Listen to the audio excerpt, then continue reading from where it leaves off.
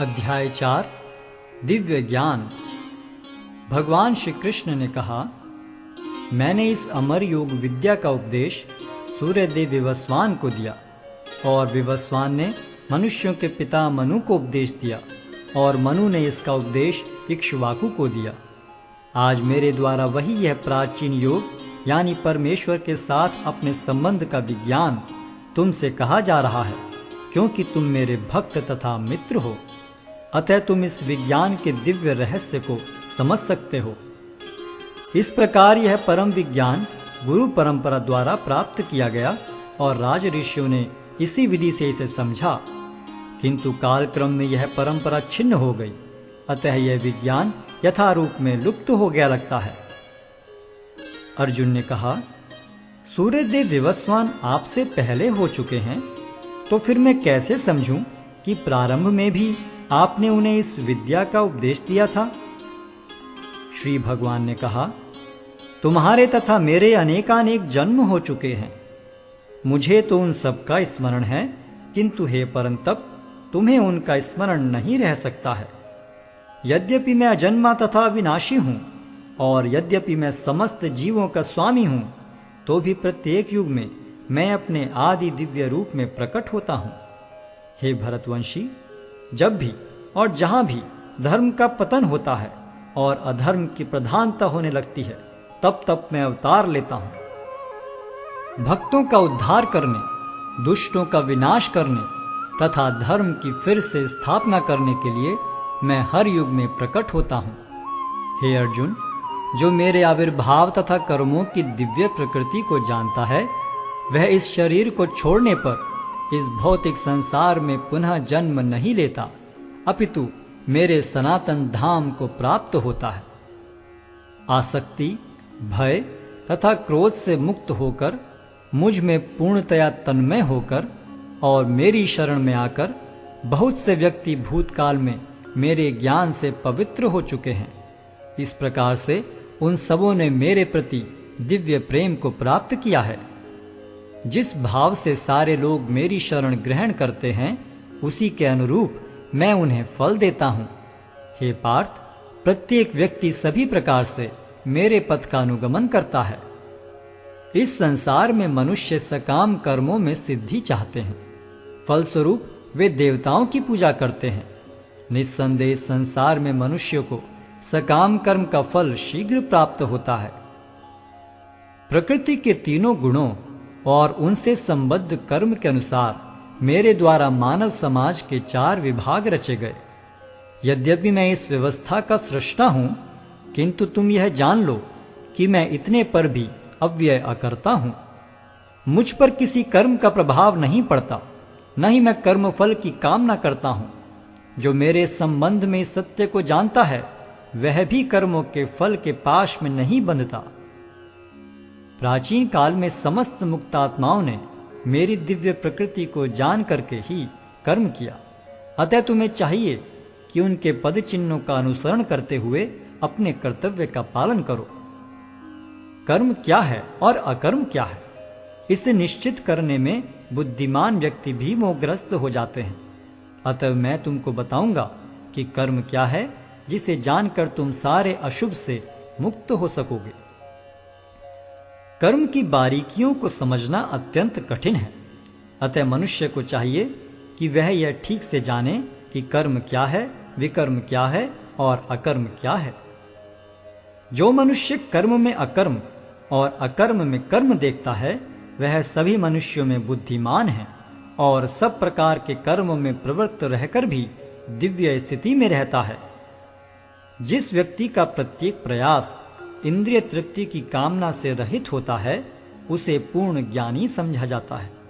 उसे ही साधु पुरुष ऐसा करता कहते हैं, जिसने पूर्ण ज्ञान की अग्नि से कर्म फलों को भस्मसात कर दिया है। अपने कर्म फलों की सारी आसक्ति को त्याग कर सदैव संतुष्ट तथा स्वतंत्र रहकर वह सभी प्रकार के कार्यों में व्यस्त रहकर भी कोई सकाम कर्म नहीं करता।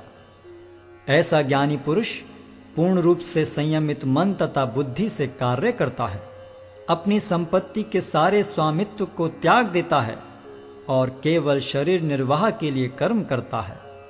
इस तरह कार्य करता हुआ वह पाप रूपी फलों से प्रभावित नहीं होता है। जो स्वतः होने वाले लाभ से संतुष्ट रहता है, जो द्वंद्व से मुक्त है और ईर्ष्या नहीं करता, जो सफलता तथा असफलता दोनों में स्थिर रहता है, वह कर्म करता हुआ भी कभी बंधता नहीं। जो पुरुष प्रकृति के गुणों के प्रति अनासक्त है और जो दिव्य ज्ञान में पूर्णतया स्थित है, उसके सारे कर्म ब्रह्म में लीन हो जाते हैं।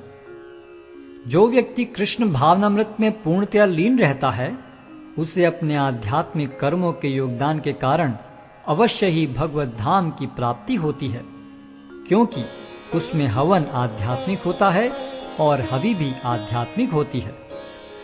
कुछ योगी विभिन्न प्रकार के यज्ञों द्वारा देवताओं की भली भांति पूजा करते हैं और कुछ परब्रह्म रूपी अग्नि में आहुति डालते हैं। इनमें से कुछ विशुद्ध ब्रह्मचारी श्रवणादि क्रियाओं तथा इंद्रियों को मन के नियंत्रण रूपी अग्नि में स्वाहा कर देते हैं, तो दूसरे लोग इंद्रिय विषयों को इंद्रियों की अग्नि में स्वाहा कर देते हैं। दूसरे जो मन तथा इंद्रियों को वश में करके आत्म साक्षात्कार करना चाहते हैं, संपूर्ण इंद्रियों तथा प्राणवायु के कार्यों को संयमित मन रूपी अग्नि में आहुति कर देते हैं। कठोर व्रत अंगीकार करके कुछ लोग अपनी संपत्ति का त्याग करके कुछ कठिन तपस्या द्वारा, कुछ अष्टांग योग पद्धति के अभ्यास द्वारा अथवा दिव्य ज्ञान में उन्नति करने के लिए वेदों के अध्ययन द्वारा प्रबुद्ध बनते हैं। अन्य लोग भी हैं जो समाधि में रहने के लिए श्वास को रोके रहते हैं।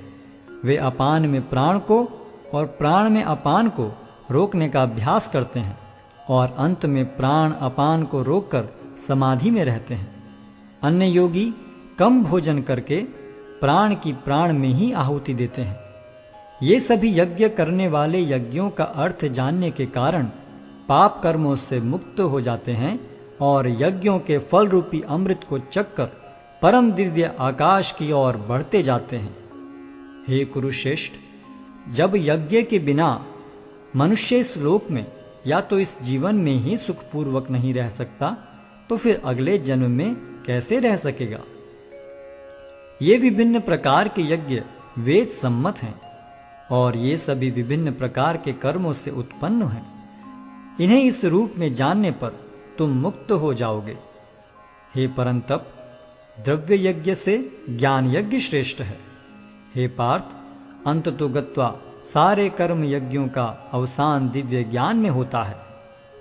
तुम गुरु के पास जाकर सत्य को जानने का प्रयास करो, उनसे विनीत होकर जिज्ञासा करो और उनकी सेवा करो।